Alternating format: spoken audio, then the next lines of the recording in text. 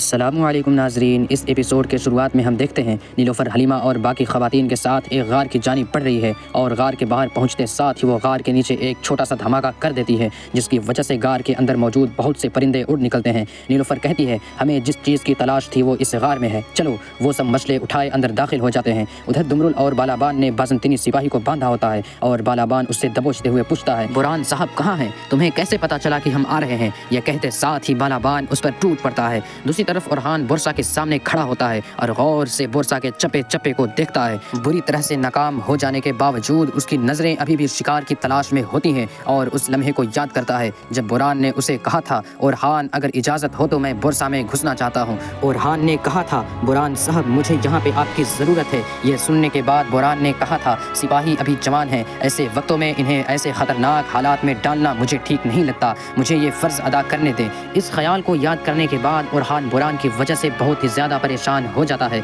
इसके बाद कारा खलील उसके पास आता है तो वो उससे पूछता है, हमने उन्हें कैसे घात में खुद को फंसाने दिया खलील? तो खलील कहता है, शिकस्त और फतह दो करीबी भाई हैं, अगर तुम एक से सुलह नहीं कर सकते तो दूसरे के साथ नहीं रह सकते। जब हम शिकाया की मुहिम में एक घात के दौरान मायूस हो गए थे, उस्मान साहब ने हमें उन लफ्ज़ों से गढ़े से बचाया था, हुजूर वो गड़ा आपके लिए बहुत छोटा है, आप ना उसमें गिर सकते हैं ना आप उसमें समा सकते हैं। इसी लम्हे बालाबान और दुमरुल वहाँ पे आते हैं। ओरहान उनसे पूछता है, क्या आपको पता चला कि सुरंगें कहाँ हैं? तो बालाबान कहता है, हुजूर वो भी नहीं जानता, लेकिन उसने कहा है कि समंदर के रास्ते बुरसा के लिए एक बड़ी खेप आएगी। ओरहान कहता है, हमने तमाम रास्ते बंद किए हुए हैं, कहाँ से आएगी? ये कहते साथ ही ओरहान सोच में पड़ जाता है और कुछ देर सोचने के बाद वहाँ से निकल पड़ता है। उधर गार में नीलोफर ख़वातीन से कहती है, ये सब जमा कर लो। ये कहते और सुनते साथ ही वह सब काम पे लग जाते हैं। हलीमा कहती है, भाभी अगर ये काम में ना आए तो नीलोफर कहती है, आएंगे और ये बुरसा की फतह के दौरान हमारी फौज को ताकत देंगे।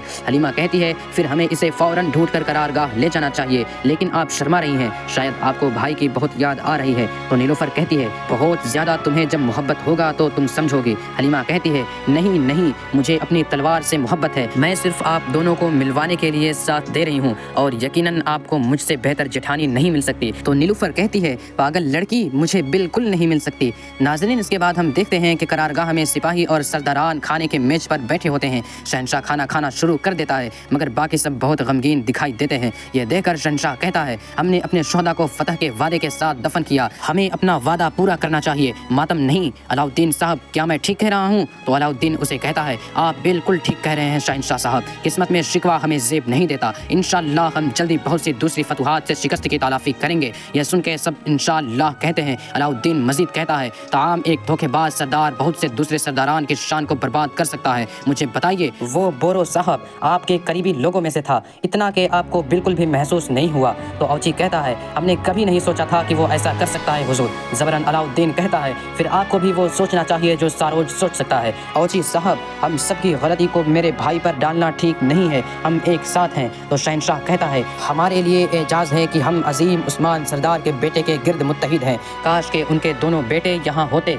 और हम सिपाहियों के सामने एक साथ खड़े हो सकते, क्या यह बेहतर नहीं था अलाउद्दीन साहब? अलाउद्दीन कहता है, भाई के पास करने के लिए अहम काम है शहंशाह साहब। शहंशाह कहता है, क्या वो फिर अपने तौर पर मामलात हल करने की कोशिश कर रहा है, जैसे उन्होंने बुरान साहब को बुरसा में जासूसी के लिए भेजा, जबकि बहुत से दूसरे सिपाही ये कर सकते थे? चले हमें तो छोड़ें, आप तो उनके भाई हैं, उन्होंने आपकी भी राय नहीं पूछी, क्या ऐसी ना इत्तेफाकी पैदा करना मुनासिब है? अलाउद्दीन कहता है, ना इत्तेफाकी की वजह बनने वाला ही ना इत्तेफाकी की बात करता है शहंशाह साहब, और आप अच्छी तरह से जानते हैं कि इन चीज़ों पर बात करने के लिए ये जगह ठीक नहीं है। शहंशाह कहता है, आप ठीक कह रहे हैं अलाउद्दीन साहब, ये जगह नहीं है, ये जंगी कौंसिल है। यह सुनकर अलाउद्दीन परेशान हो जाता है। दूसरी तरफ ओरहान अपने साथियों के साथ मंसूबा तरतीब दे रहा होता है और कहता है, समंदर के रास्ते आने वाली मदद के पेश नज़र सुरंगें भी खुफिया चीज़ नहीं है, कोई खुफिया बंदरगाह भी ज़रूर होगी, हमें उसे तलाश करना है, तैयार हो जाएं, हम रात को रवाना होंगे। और इसी के साथ ही ओरहान तलवार सिपाही की जानिब उछाल देता है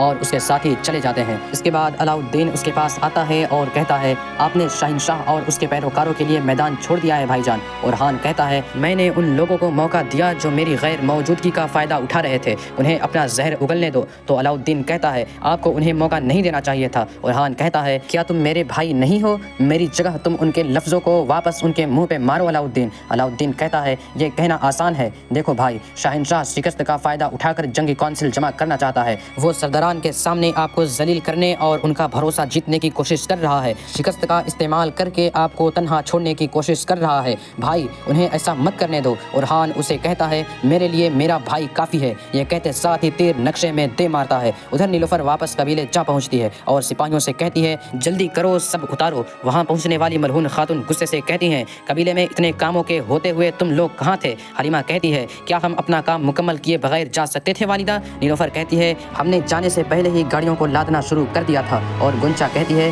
ہم نے بھی علاج کا سامان تیار کر دیا ہے، جب کھانے تیار ہو جائیں گے تو ہم ایک ساتھ قرارگاہ روانہ ہوں گے۔ ملعون خاتون کہتی ہیں کوئی کہیں نہیں جائے گا۔ نیلوفر کہتی ہے اورحان صاحب ہمارے انتظار میں ہوں گے۔ ملعون خاتون کہتی ہیں میں نے کہا کہ تم کہیں نہیں جاؤ گی، تم یہیں رہو گی۔ حلیمہ بیچ میں بولتے ہوئے کہتی ہے لیکن بھابھی، تو ملعون خاتون اس کی بات کاٹتے ہوئے نیلوفر سے کہتی ہیں تم سب مل کر سارے ادھورے کام مکمل کرو گی۔ حلیمہ اور حفصہ گاڑیاں لے کر سوگوت کل جائیں گی اور سپاہی ان سے گاڑیاں لے لیں گے۔ یہ کہتے ساتھ ہی ملعون خاتون جانے لگتی ہیں تو نیلوفر پوچھتی ہے ملعون خاتون کیوں؟ جواب میں ملعون خاتون کہتی ہیں کیونکہ میرا یہی حکم ہے۔ گنجا کہتی ہے والدہ ایسا مت کریں، علاؤالدین صاحب بھی انتظار کر رہے ہیں، اس کے علاوہ سپاہی دوا کے بارے میں کچھ نہیں جانتے، مجھے انہیں بتانا پڑے گا۔ ملعون خاتون غصے سے کہتی ہیں بس گنجا بس، تم اکیلی نہیں ہو جس نے اپنے شوہر کو نہیں دیکھا۔ اور گنجا بھی ایک طرف نکل جاتی ہے۔ یہ دیکھ کر نیلوفر بہت پریشان ہو جاتی ہے۔ آگے بڑھتے ہوئے ملعون خاتون دیدار سے کہتی ہیں بہو اب بھی اپنی مرضی کر رہی ہے، اگر میں ایک بات کو دوبارہ نہ کہوں تو میں اپنی بات منوا نہیں سکتی۔ دیدار کہتی ہے نہیں ایسا نہیں ہے،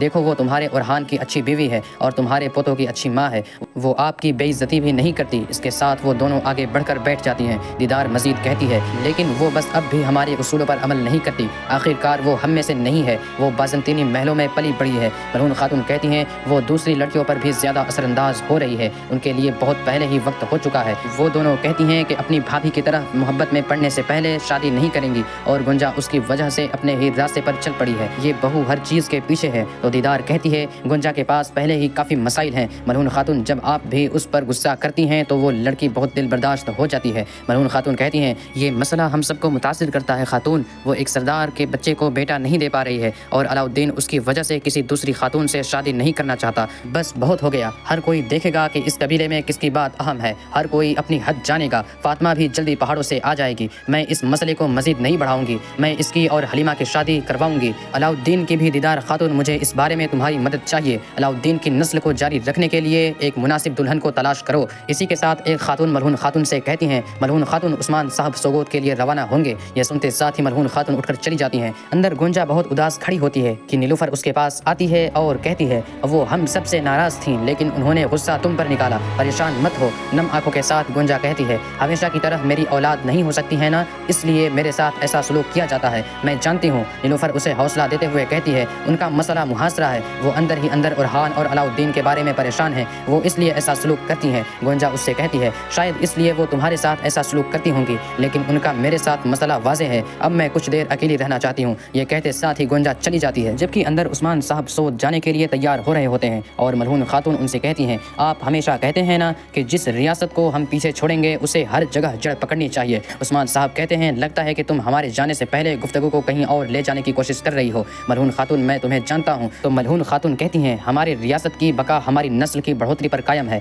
اس معاملے میں صرف اورحان نے ہی ہمیں خوش کیا ہے، اب وقت آ گیا ہے کہ ہمارے دوسرے بچے بھی ایسے ہی شریک حیات چنیں جو ہمیں پوتے اور پوتیاں دیں، حلیمہ اور فاطمہ اور علاؤالدین کے لیے بھی۔ عثمان صاحب کہتے ہیں جبکہ کہہ رہی ہو کہ وقت ہو گیا ہے تو پھر آسانی ہو۔ یہ کہتے ساتھ ہی عثمان صاحب خیمے سے باہر آتے ہیں، ان کا گھوڑا تیار ہوتا ہے اور لوگ خیمے کے باہر جمع ہوتے ہیں اور پرجوش انداز میں عثمان صاحب کو سلام پیش کرتے ہیں۔ سلام کا جواب دینے کے بعد عثمان صاحب گھوڑے پر سوار ہو جاتے ہیں اور کہتے ہیں میں آج سوت کا دورہ کروں گا، لیکن میں جانتا ہوں اور میں دیکھ رہا ہوں کہ میرے اورحان کی بدولت اگلی بار میں بورسا کا دورہ کروں گا۔ اسی کے ساتھ جرکتائے ایک گھوڑا دوڑاتا ہوا قبیلے میں داخل ہوتا ہے، وہ اپنا گھوڑا عثمان صاحب کے گھوڑے کے ساتھ لا جوڑتا ہے اور کہتا ہے ہمیں بورسا سے خبر ملی ہے اورحان صاحب پر بورسا کے داخلی دروازے پر گھات لگا کر حملہ کیا گیا ہے، ہمارے بہت سے شہید ہیں۔ یہ سن کر سب بہت پریشان ہو جاتے ہیں۔ نیلوفر کہتی ہے اے میرے اللہ اورحان کی حفاظت فرما۔ جرکتائے مزید کہتا ہے اورحان صاحب اور علاؤالدین صاحب بالکل ٹھیک ہیں، لیکن بوران ان کے ہاتھوں میں قید ہے،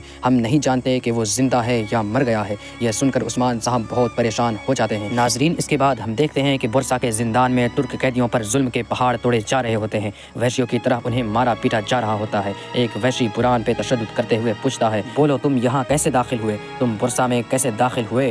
تم نہیں بولو گے ہیں؟ یہ کہتے ساتھ ہی وہ پھر سے اس پر ٹوٹ پڑتا ہے۔ پھر اس سے پوچھتا ہے، تم نے ارحان کے لیے دروازہ کیوں کھولا؟ ادھر قبیلے میں سلیمان پوچھتا ہے، ماں کیا میرے بابا کو کچھ ہوا ہے؟ نیلوفر دونوں بیٹوں کو گلے لگا لیتی ہے۔ سلیمان کی بات سن کر ملعون خاتون حفصہ سے کہتی ہے، قاسم اور سلیمان کو لے جاؤ۔ یہ سنتے ساتھ ہی حفصہ ان دونوں کو لے کر چلی جاتی ہے۔ عثمان صاحب جرکتائے سے کہتے ہیں، فوراً کل جاؤ اور ان سے کہو زخموں پہ مرہم لگائیں۔ 2 دن بعد عثمان صاحب سب کو جرگے میں بلا رہے ہیں۔ حکم ملتے ساتھ ہی جرکتائے چلا جاتا ہے اور عثمان صاحب لوگوں سے مخاطب ہوتے ہوئے کہتے ہیں، میرے بہادروں، میری بہنوں کے بہادر بچوں، میں تم سے پوچھ رہا ہوں، کیا کوئی لاچار کتا گیدڑ کائیوں کے شیروں کو شکست دے سکتا ہے؟ کیا کافروں کا بچھایا ہوا جال ہمیں روکے گا؟ جس برسا کو فتح کرنے کی قسم کھائی ہے وہ میرے سپاہیوں کو کبھی نہیں روک سکتے، کبھی نہیں۔ میں تم سے وعدہ کرتا ہوں کہ ہونے والے جرگے میں نکلنے والا فیصلہ برسا میں کفار کا خاتمہ ہوگا، لیکن برسا آخری قلعہ نہیں ہوگا۔ پھر تلوار بے میان کرتے ہوئے کہتے ہیں، اللہ کی قسم کھاتا ہوں، جب تک یہ جان جسم میں سلامت ہے میرا ہدف صرف بورسا نہیں ہے، ایزنک اور عظمیت ہے۔ ان سرزمینوں میں جہاں کافروں کی حکمرانی ہے ہر جگہ ہوگی۔ یہ سن کے لوگ زندہ باد حضور کے نعرے بلند کرتے ہیں۔ اسی کے ساتھ ملعون خاتون کے منع کرنے کے باوجود نیلوفر کہتی ہے، اسما خاتون میرا گھوڑا تیار کرو۔ یہ سن کے ملعون خاتون کو بہت غصہ آتا ہے۔ اور ناظرین، اسی کے ساتھ ایپیسوڈ بھی اختتام پذیر ہوتی ہے۔ ویڈیو پسند آیا تو لائک کر دیں، شیئر کر دیں، سبسکرائب نہیں کیا ہوا ہو تو سبسکرائب کرنے کے ساتھ ساتھ گھنٹی والے آئیکن کو دبانا مت بھولیں۔ اور ناظرین، اس کے ساتھ یہ بھی بتاتے چلیں کہ ہمارے ایکسپلین کرنے کا انداز کیسا لگا۔ ملتے ہیں انشاءاللہ نیکسٹ ویڈیو میں، تب تک کے لیے رکھیں اپنا اور اپنوں کا بہت زیادہ خیال۔ اللہ نگہبان۔